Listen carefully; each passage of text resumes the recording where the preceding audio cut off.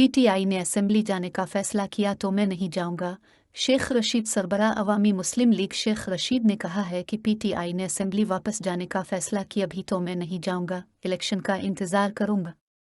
Election चाहे जब भी हूँ, इस बार इमरान खान हुकूमत बनाएंगे। समा के प्रोग्राम दो टोक किरण नाज के साथ हमें गुफ्तगू करते हुए शेख रशीद ने कहा है कि ये मुज़ाकरात मजाक की रात है। पाकिस्तान की अदलिया की असेंबली में तज़हीक की जा रही है।